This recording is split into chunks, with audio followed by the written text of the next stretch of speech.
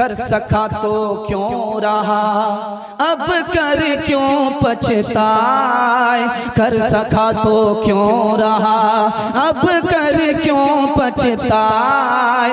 बोए पेड़ बबूल का, बोए पेड़ बबूल का, अमुआ कहाँ से पाए, अमुआ कहाँ से पाए। पाथे दिन पाथे गए हरि से क्यों नहीं, अब पछताए हो तो क्या, अब पछताए हो तो क्या। जब चिड़िया चुग गई खेत, चिड़िया चुग गई खेत।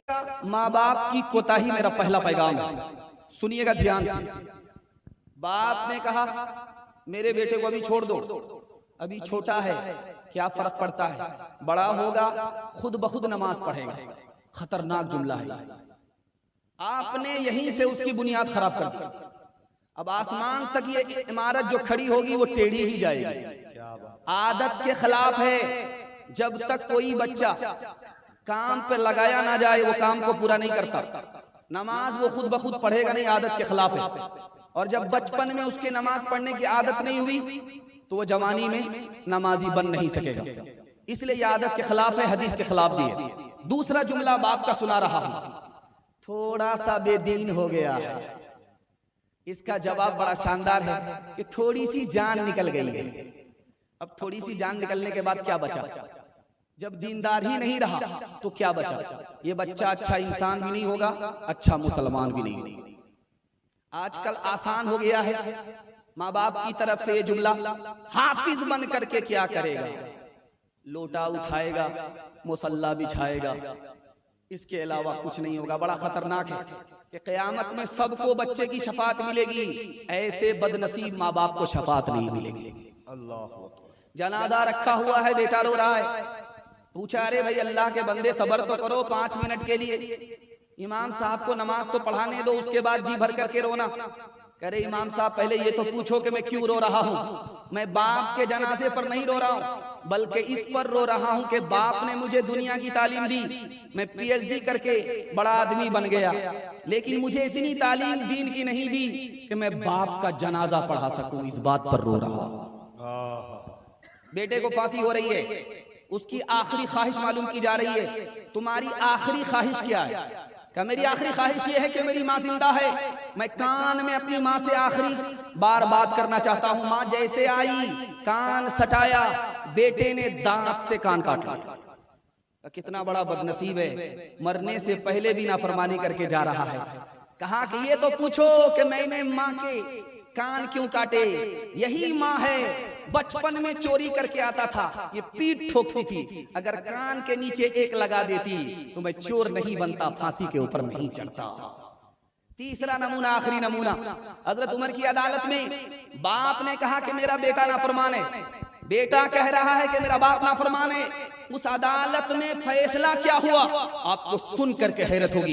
हजरत उमर की अदालत में यह फैसला हुआ कि बाप भी नाफरमान है, बेटा भी नाफरमान है, लेकिन बेटा बाद में नाफरमान है, पहले बाप नाफरमान है। पैदा तो किया, अच्छी तालीम नहीं दी, पैदा तो किया, अच्छा नाम नहीं रखा।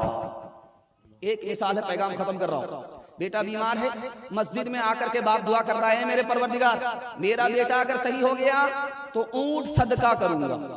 घर लौट करके आया कि देखा कि दुआ का असर हो रहा कि नहीं, देखा बेटा उठ करके बैठा हुआ। तो अब अल्लाह से कहता मेरे परवरदिगार ऊंट कहां से लाऊंगा, ये तो राजस्थान में मिलता है, मेरे पास तो भैंस है, मैं भैंस दे दूंगा। दूसरी नमाज में देखा कि बेटा उठ करके खा रहा है, अब उसे यकीन हो गया कि मेरा बेटा ठीक हो गया।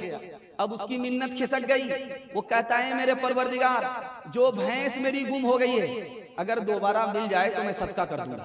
तो बेटा सुन रहा था, बोला अब्बा हुजूर आप फंस जाओगे, सदका के नाम पर जो भैंस चली गई है वो दोबारा मिल जाएगी। आपकी मिन्नत इस तरह सही होगी, आपको नुकसान नहीं होगा। आप इस तरह मिन्नत कीजिए, मिन्नत मांगिए कि जो भैंस मेरी मर गई है दोबारा जिंदा हो जाएगी तो राह खुदा में कुर्बान कर दूंगा। कर सका तो क्यों रहा, अब कर क्यों पछताए। कर सका तो क्यों रहा, अब कर क्यों पछताए। बोए पेड़ बबूल का, बोए पेड़ बबूल का अमुआ कहाँ से पाए, अमुआ कहाँ से पाए। पाथे दिन पाथे गए हरी से क्यों नहीं, अब पछताए हो तो क्या, अब पछताए हो तो क्या। जब चिड़िया चुग गई खेत, चिड़िया चुग गई खेत। पहला पैगाम खत्म हो गया।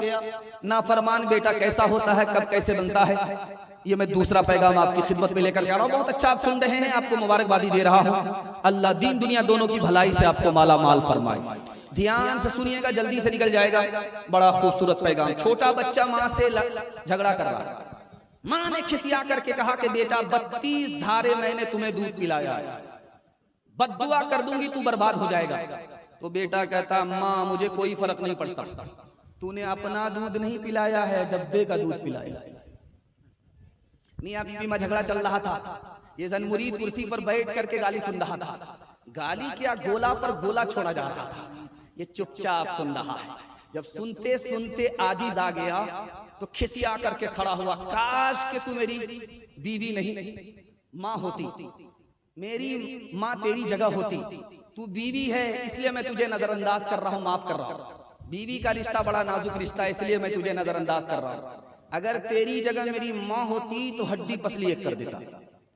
तीसरा नमूना आपकी खिदमत पे लेकर के आ रहा हूँ। एक बूढ़े से जवान कह रहा है तू कुर्ता फाड़ता रहा, मैं तुम्हें कुर्ता सिला करके देता रहूं। तुम पायजामा फाड़ते रहो, मैं तुमको सिला करके देता रहूं। कुछ काम धंधा तो करते नहीं हो, बैठ करके रहते हो, सब काम मुझको करना पड़ता है। पूछने वाले ने पूछा, कह रहे नौजवान ये बूढ़े से जो बात कर रहे हो ये कौन है? कहा कि ये मेरा बाप। क़यामत आ गई, तुम बाप से इस तरह बात कर रहे हो जैसे नौकर से बात की जाती है। बेटा मीटिंग में बैठा हुआ है, फोन आया कि तुम्हारा बाप इंतकाल कर गया। तो कहता मैं जरूरी मीटिंग में हूं, मैं आ नहीं सकूंगा, तुम लोग कफन दफन कर दो, मैं यहां से पैसा भेज दूंगा। आखिरी नमूना सुनाने के लिए जा रहा हूं। बेटा भरी मजलिस में दोस्तों से कहता है काश के उस जगह का मुझे पता चल जाए जिस दरख्त के नीचे मेरे बाप ने दुआ मांगी, मैं पैदा हुआ, मैं उस दरख्त के नीचे जाता, बाप को बद्दुआ करता कि मेरा बाप मर जाए, ताकि जमीन मकान दुकान सबका मैं अचानक में मालिक बन जाऊं। एक मिसाल है तजर्बे की, वो मैं आपको सुनाने के लिए जा रहा हूँ। आप देखेंगे कि हमारे बिस्तर से बिच्छू निकलता, उसने हमें काटा नहीं, फिर भी उसको जूते से मारा जाता। बिच्छू निकला, उसको बच्चा भी जूते से मारता है, चप्पल से मारता है। किसी आरिफ ने बड़ी नुक्ते की बात, राज की बात कही है, वो मैं आपको सुना रहा हूं। बिच्छू ने काटा नहीं, लेकिन उसको जूते से मारा क्यों गया? तो लिखा है कि बिच्छू जब माँ के पेट में होता है, छोटा होता है, तो उसकी माँ जिंदा होती है, उसको संभाले रखती है। जब वो बड़ा होता है तो अपनी माँ के पेट को चाक करके वो बाहर निकल जाता है। जिसने बचपन में माँ के ऊपर जुल्म ढाया, अब वो जहां कहीं भी इंसान को मिलता है उसकी जूते से खबर ली जाती है। मैं मसनद रसूल पर बैठा हुआ हूं, आपसे सिर्फ वादा लेना चाहता हूं कि अगर आपको पैसा चाहिए, सेहत चाहिए, उम्र चाहिए, ये मेरी जबान नहीं, नबी की जबान है। हर जबान झूठी हो सकती है, नबी की जबान झूठी नहीं हो सकती। आप माँ बाप पर मेहरबान हो जाइए, अल्लाह आपकी रोजी बढ़ा देगा, अल्लाह आपकी सेहत बढ़ा देगा, आपकी तंदुरुस्ती बढ़ा देगा। सास ससुर पर ज्यादा मेहरबान होंगे, हाथ उठाइए इंशाअल्लाह। खैर माशाअल्लाह सटपटा रहे हैं, डिस्क ब्रेक मार करके साबित किया है।